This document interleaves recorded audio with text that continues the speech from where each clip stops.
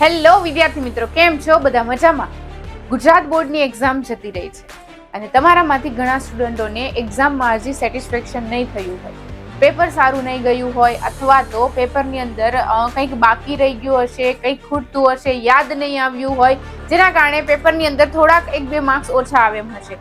હવે તમારામાંથી એવા પણ ઘણા સ્ટુડન્ટો હશે કે જેઓના મનમાં એક વિચાર આવેલો હશે કે કાશ મને કોઈક એક મોકો આપી દે, કાશ મને કોઈ એક ચાન્સ આપી દે કે જેના દ્વારા હું ફરી પાછી સેમ પ્રિપરેશન કરું, ઇવન બેટર પ્રિપરેશન કરું અને પછી હું સારું એવું પરફોર્મન્સ દ્વારા મારું રિઝલ્ટ સુધારી શકું. તો આના માટે આપણી પાસે એક મોકો છે, એક ચાન્સ છે. હજુ કયો ચાન્સ છે? તો કે ઇમ્પ્રુવમેન્ટ એક્ઝામ 2025 અથવા તો આપણે જેને કહીએ છીએ પૂરક પરીક્ષા. આજની તારીખથી જોવા જઈએ તો હવે માત્ર ને માત્ર 2 મહિનાનો ટાઈમ બાકી છે. થંબનેલની અંદર પણ તમે જોઈ શકો છો 60 દિવસનો ટાઈમ બાકી રહ્યો છે અને આ 60 દિવસની અંદર તમારે માત્ર રિવિઝન જ કરવાનું છે. ઓલરેડી બધી જ વસ્તુ તમે એક વખત પ્રિપેર કરી ગયા છો, બધી જ વસ્તુ તમારી પાસેથી પસાર થઈ ગઈ છે, પરંતુ હવે તમારે ખાલી થોડુંક મહેનત કરવાની જરૂર છે. થોડોક એક શું કહેવાય, આમ પ્રિપરેશન કરવા બેસો ને તો ખાલી રિવિઝન જ બાકી છે. બાકી બધી વસ્તુ તો તમને ઓલરેડી આવડે છે, બરાબર છે? તો આ ઇમ્પ્રુવમેન્ટ એક્ઝામ દ્વારા તમે કઈ રીતે સારું રિઝલ્ટ લાવી શકો છો, તમારા રિઝલ્ટની અંદર ઇમ્પ્રુવમેન્ટ કઈ રીતે લાવી શકો છો, એની વાત આ લેક્ચરની અંદર હું કરવાની છું, કે જેની અંદર તમને ટોપર સ્ટુડન્ટ, એવરેજ સ્ટુડન્ટ અને રિપીટર સ્ટુડન્ટ, આ ત્રણ સ્ટુડન્ટને ધ્યાનમાં રાખીને દરેક વસ્તુ આપણે વાત કરવાના છીએ, બરાબર છે? તો ફટાફટ વિડીયોની લિંક તમારા ફ્રેન્ડ મિત્ર સાથે શેર કરી દેજો અને જો મજા આવી રહી હોય તો ફટાફટ વિડીયોને લાઈક પણ કરી દેજો. હવે વાત કરીએ કે આ લેક્ચરની અંદર, આ વિડીયોની અંદર કઈ કઈ વસ્તુ હું સમજાવીશ. તો ખાસ સમજો બેટા. પહેલા તો તમને હું અભ્યાસક્રમ કહીશ, બરાબર છે? કયા કયા અભ્યાસક્રમમાં તમારે કઈ કઈ વસ્તુ એડ કરવાની જરૂર છે અભ્યાસક્રમની અંદર, બરાબર? બીજું છે આયોજન. હવે એક્ઝામ આવે છે, આયોજન તો કરવું જ પડે ને. તો આયોજન કઈ રીતે કરવું, 3 સ્ટુડન્ટ માટે આયોજન પણ હું તમને બતાવીશ. સાથે સાથે તમારે તમારું લક્ષ્ય ફિક્સ કરવાનું છે અને પરિણામ કેવું આવશે, પરિણામ વિશે પણ આપણે વાત કરવાના છીએ. તો રેડી છો? બીજી વસ્તુ, હવે તમારામાંથી ઘણા સ્ટુડન્ટે ઓલરેડી મને ઘણા બધા ક્વેશ્ચનો મોકલેલા છે ઇમ્પ્રુવમેન્ટ એક્ઝામને લઈને. એઝ અ સ્ટુડન્ટ માઇન્ડમાં ઘણા બધા સવાલો આવતા હોય કે પેપર અઘરું નીકળશે કે નહીં, આ તે આવા બધા સવાલોનું એક લિસ્ટ તૈયાર થયું છે અને એ લિસ્ટ માટે પહેલા તો આપણે ડિસ્કશન કરીએ એ બધા જ સવાલોનું. તો એમાંનો પહેલો સવાલ કંઈક આવો છે. જુઓ, કેટલા વિષયોની આપી શકાય એક્ઝામ? પૂરક પરીક્ષા ઇમ્પ્રુવમેન્ટ એક્ઝામ કેટલા વિષયની આપી શકો? બધા વિષયની બેટા તમે આપી શકો એક્ઝામ, બરાબર છે? ફિઝિક્સ હોય, કેમેસ્ટ્રી હોય, બાયોલોજી હોય, મેથ્સ હોય, ઇંગ્લિશ હોય, સંસ્કૃત હોય કે કોમ્પ્યુટર હોય, બધા જ વિષયની ઇમ્પ્રુવમેન્ટ એક્ઝામ તમે આપી શકો છો. ડન. બીજો સવાલ, પાસ કે ના પાસ? પાસ થયેલા સ્ટુડન્ટ માટે પણ છે આ એક્ઝામ, ફેલ થયેલા સ્ટુડન્ટ માટે પણ છે આ એક્ઝામ, બરાબર છે? હવે થિયરીની હશે કે પ્રેક્ટિકલની હશે, અથવા તો બંનેની હશે. જો બેટા, થિયરીની હશે, આ ઇમ્પ્રુવમેન્ટ એક્ઝામ થિયરીની હશે અને તમે બોર્ડની એક્ઝામમાં હાજર રહ્યા છો, બોર્ડની એક્ઝામનું પેપર આપ્યું છે, છતાં પણ તમે ફરી પાછી થિયરીની એક્ઝામ આપી શકો છો. બીજી વસ્તુ, પ્રેક્ટિકલની એક્ઝામમાં ઇન કેસ તમે એબસન્ટ હતા, તમે બીમાર હોઈ શકો, તમારી ઘરે કોઈ કઈ ખરાબ આપણે શું કહીએ, કોઈ એક્સપાયર થયું હોય જેના કારણે, અથવા તો કોઈ ફેમિલી ફંક્શન હોય, ફેમિલી ઇશ્યુ હોય જેના કારણે આપણે પેપર અટેન્ડ ન કરી શક્યા હોય, તો એવા સ્ટુડન્ટ પણ પ્રેક્ટિકલ એક્ઝામની રિપીટર એક્ઝામ અથવા તો જેને આપણે પૂરક પરીક્ષા કહી શકીએ અથવા તો ઇમ્પ્રુવમેન્ટ એક્ઝામ કહી શકીએ એ આપી શકે છે. માત્ર પ્રેક્ટિકલમાં ઓપ્શન છે કે જો તમે એબસન્ટ રહ્યા હોય તો જ. પ્રેક્ટિકલ એક્ઝામ તમે એક વખત આપી છે તો તમે ફરી પાછી આપી શકવાના નથી. ડન. ચલો, હવે પેપર અઘરું હશે તો હવે પરિણામની ચિંતા કેમ કરો છો ભાઈ? પહેલા તમે પેપર અઘરું હશે તો એ પછીની વાત છે. તમે પહેલા ડિસિઝન લો કે તમારે ઇમ્પ્રુવમેન્ટ એક્ઝામ આપવી છે કે નહીં, બરાબર છે? હવે અઘરું પેપર હશે તો અઘરું થઈને તમારે શું થશે? વધીને માર્ક્સ ઓછા આવે ને. સપોઝ કે તમારી પાસે બાયોલોજી સબ્જેક્ટ છે, બાયોમાં તમારે બોર્ડની એક્ઝામમાં કેટલા માર્ક્સ છે? તો કે 75 માર્ક્સ છે. હવે પૂરક પરીક્ષા અથવા તો ઇમ્પ્રુવમેન્ટ એક્ઝામની વાત કરીએ તો ઇમ્પ્રુવમેન્ટ એક્ઝામમાં પેપર અઘરું હતું તો તમારે 65 માર્ક્સ આવ્યા. તો તમારું કાંઈ જવાનું નથી, પણ તમારે જે માર્ક્સ વધારે હશે એ જ માર્ક્સ તમારા મેરિટની અંદર કાઉન્ટ થશે. એવું નથી કે પૂરક પરીક્ષા આપી છે, ઇમ્પ્રુવમેન્ટ એક્ઝામ આપી છે તો એ એક્ઝામનું જ રિઝલ્ટ ગણાય. ના બેટા, જે એક્ઝામની અંદર વધારે માર્ક્સ હશે એ જ માર્ક્સ તમારા મેરિટની અંદર ગણાશે અને એના આધારે જ તમને કોલેજની અંદર એડમિશન મળશે. ક્લિયર? હવે એના પછીનો સવાલ છે માર્કશીટ કઈ વેલિડ ગણાશે? જે માર્કશીટમાં વધારે માર્ક્સ હશે એ જ માર્કશીટ તમારી વેલિડ ગણાશે. ડન. અને છેલ્લો સવાલ એક્ઝામ ક્યારે હશે, કઈ રીતે હશે અને કેવી હશે? એક્ઝામ બેટા જૂન જુલાઈમાં આવે છે, બરાબર છે. નીટની એક્ઝામ કમ્પ્લીટ થાય પછી પણ તમારી પાસે 1 મહિનાનો ટાઈમ હોય છે, 1-1.5 મહિનાનો ટાઈમ તમે એમાં એક્ઝામની પ્રિપરેશન કરી શકો છો. બીજી વસ્તુ કેવી હશે તો કે આપણે જેવી રીતે બોર્ડની એક્ઝામ આપેલી છે હેન્ડ રિટન, એવી જ રીતે તમારે પણ જે ઇમ્પ્રુવમેન્ટ એક્ઝામ છે સેમ એવી જ હશે, કાંઈ ચેન્જ નહીં હોય.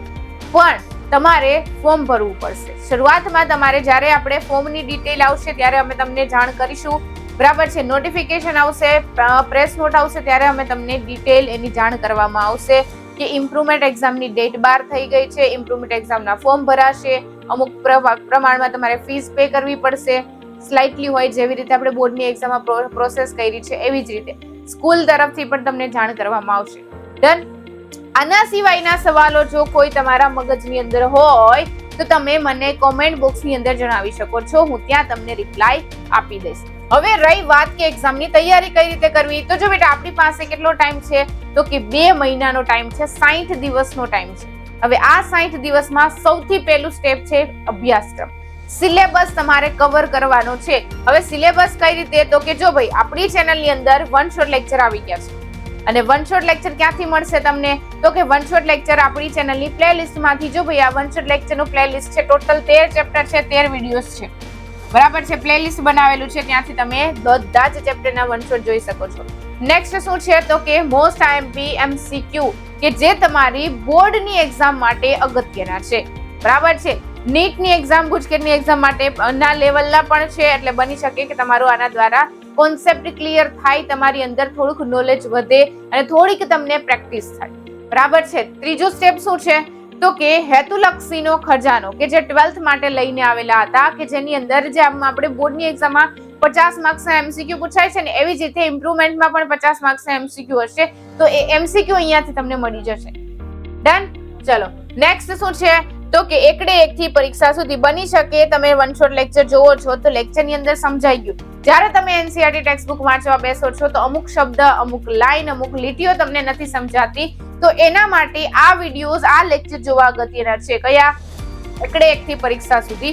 આ લેક્ચરની અંદર 5 યુનિટ, ટોટલ 12th ની અંદર 5 યુનિટ છે. આ 5 યુનિટ મેં તમને કમ્પ્લીટ કરાવેલા છે. 5 વિડીયોઝ છે, તમે જોઈ શકો છો NCERT લાઈન ટુ લાઈન. એના પછી નેક્સ્ટ 5મા નંબરનું સ્ટેપ શું છે તો કે મોસ્ટ એક્સપેક્ટેડ ક્વેશ્ચનો વિથ સોલ્યુશન. ઘણી વખત કેવું થતું હોય, જવાબ તમને આવડે છે પરંતુ જો ક્વેશ્ચન ટ્વિસ્ટ કરીને પૂછી લે, જો ક્વેશ્ચન આડાવડો કરીને પૂછી લે તો તમને લખતા આવડે નહીં, તો એ કઈ રીતે લખવું.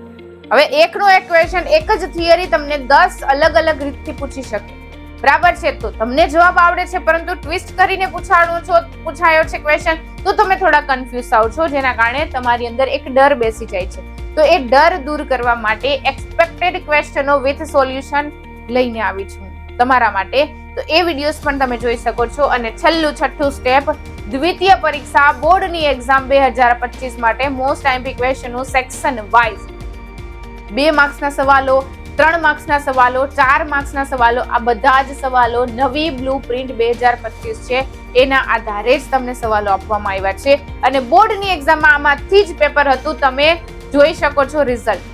તમે પેપર સોલ્યુશન વાળો લેક્ચર પણ જોઈ શકો છો બોર્ડની એક્ઝામનો, ત્યાં તમને ખબર પડી જશે કે મેં જે ક્વેશ્ચનો આપ્યા છે એમાંથી જ પેપર નીકળ્યું છે. તો ઇમ્પ્રુવમેન્ટ એક્ઝામ માટે પણ તમારે આ બધા જ વિડીયો જોવા પડશે. ક્લિયર? ચલો ડાઉટ હોય તો તમે કોમેન્ટ બોક્સની અંદર પૂછી શકો છો. હવે રહી વાત આયોજનની. હવે એક્ઝામ છે, આયોજન તો કરવું પડે. કઈ રીતે આયોજન કરશું તો ટોટલ 3 પ્રકારના સ્ટુડન્ટ હોય, ટોપર સ્ટુડન્ટ, એવરેજ સ્ટુડન્ટ અને રિપીટર સ્ટુડન્ટ. હવે ટોપર સ્ટુડન્ટ છે એને શું કરે, જો ભાઈ ટાઈમ બધા પાસે સરખો છે, પહેલો મહિનો અને બીજો મહિનો,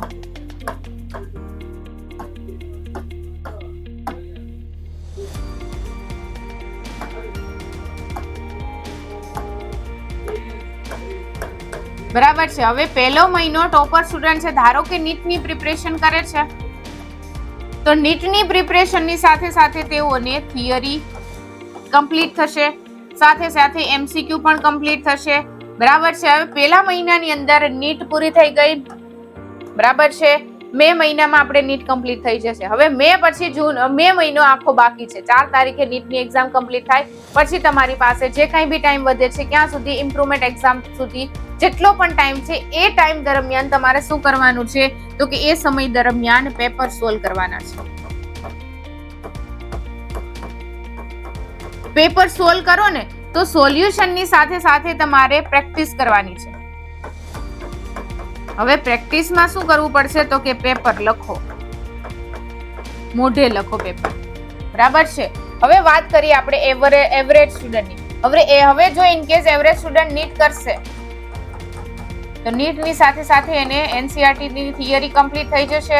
થિયરી કમ્પ્લીટ થાય તો એની સાથે શું કરવાનું છે તો કે સાથે સાથે બીજા મહિનાની અંદર તેઓએ IMP ક્વેશ્ચન કરવાના છે. મોસ્ટ IMP ક્વેશ્ચનો કરવાના છે. અને સ્કૂલની એક્ઝામની અંદર ખાસ ધ્યાન આપજો બેટા, સ્કૂલમાં જે પેપર લેવાના છે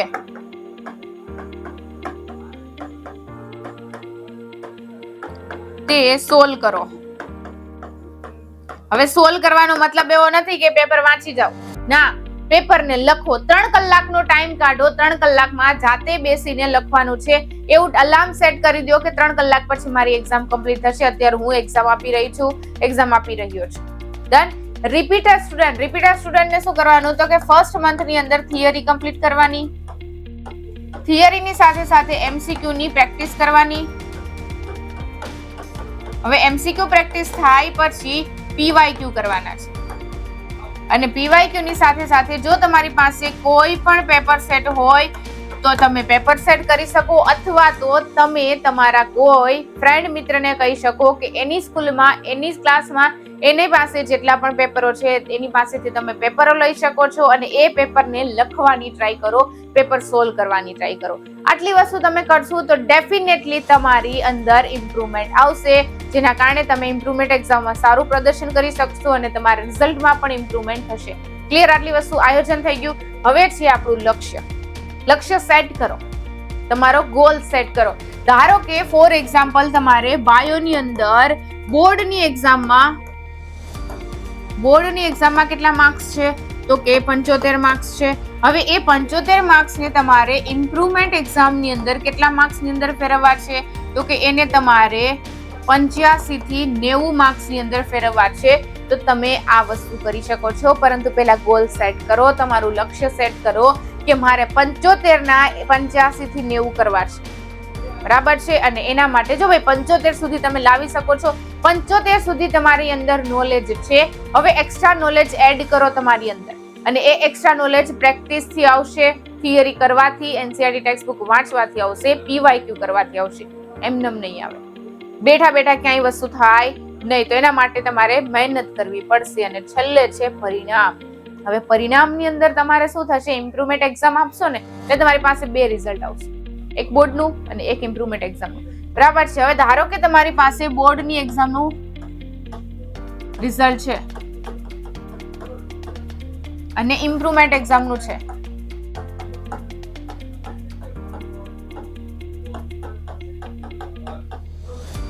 બંને રિઝલ્ટ છે. આ બંને રિઝલ્ટમાં તમારી પાસે ફિઝિક્સ, કેમિસ્ટ્રી, બાયો અથવા તો મેથ્સ, ઇંગ્લિશ, સંસ્કૃત અથવા તો કોમ્પ્યુટર.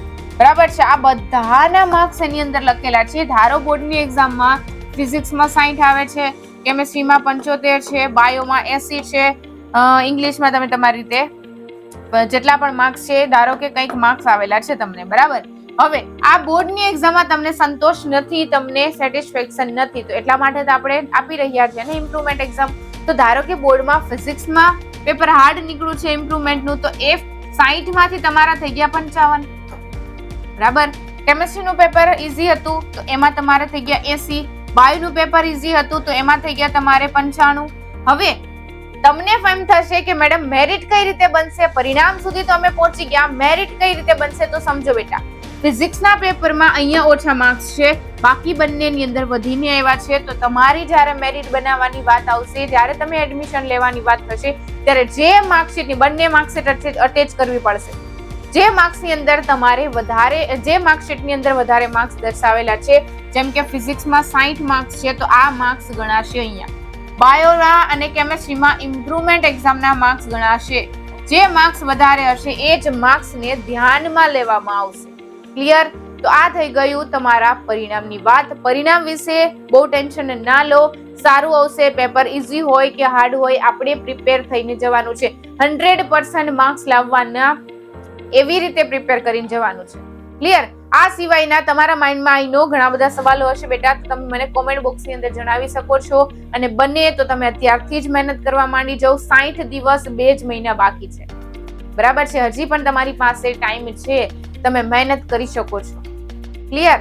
તો આઈ હોપ કે આ વિડીયો તમારા માટે યુઝફુલ થાય. તમારા ફ્રેન્ડ મિત્ર સાથે આ વિડીયોને શેર કરજો, આપણી ચેનલ શેર કરજો 9મા 10મા ધોરણના સ્ટુડન્ટ સાથે, જેથી કરીને એ લોકોને પણ આપણી ચેનલની અંદર ભવિષ્યમાં સાયન્સ લેવાનું થાય તો ફાયદો થાય. બરાબર છે? અને ખાસ વિડીયોને લાઈક કરવાનું ભૂલશો નહીં. Thank you so much. તમારી ઇમ્પ્રુવમેન્ટ એક્ઝામ માટે all the very best. Thank you. Bye bye.